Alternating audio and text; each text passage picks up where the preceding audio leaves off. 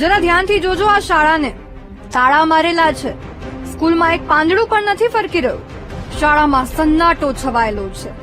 અહીં કોઈ તાળાબંધી નથી થઈ કે વિરોધ થઈ રહ્યો હોય તેવી સ્થિતિ પણ નથી. પરંતુ વાત એમ છે કે શાળાના તમામ શિક્ષકો પ્રવાસમાં જતા રહ્યા છે, જેના કારણે શાળામાં તાળા મારવાનો વારો આવ્યો છે.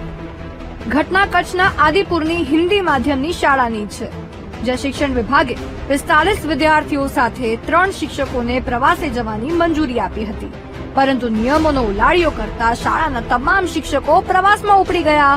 પરિણામે 225 વિદ્યાર્થીઓનો અભ્યાસ અટકી પડ્યો અને શિક્ષકોની પોલમ પોલ ખુલ્લી પડી ગઈ, જેથી જાગેલા અધિકારીઓ હવે શિક્ષકો સામે કડક કાર્યવાહીની વાતો કરી રહ્યા છે.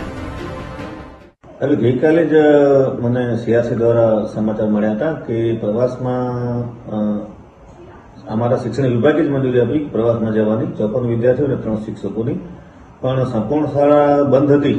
એ બાબતે મને સીઆરસી જાણ કરતા અમારું શિક્ષણ તંત્ર હરકતમાં આવી ગયું છે અને અમે જરૂરી પગલાં 110% લેશું અને જિલ્લા કક્ષાએ પણ અમે એની ગંભીર નોંધ લઈ અને ત્યાં જિલ્લા કક્ષાએ અમે જાણ કરશું.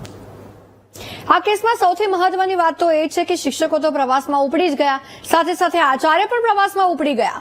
જેમના ખભા પર શાળાની જવાબદારી હોય છે તેમણે પણ બાકીના વિદ્યાર્થીઓનું શું થશે તે અંગે એકવાર પણ વિચાર્યું નહીં. આવી રીતે કેવી પ્રવાસમાં જવાની ખેલછા? આ તો સૌથી મોટી બેદરકારી જ ગણાવી શકાય ને. તેવામાં આવા શિક્ષકો સામે દાખલારૂપી કાર્યવાહી થવી જ જોઈએ, જેથી કરીને ભવિષ્યમાં અન્ય કોઈ શાળાઓ આવી ભૂલ ના કરે.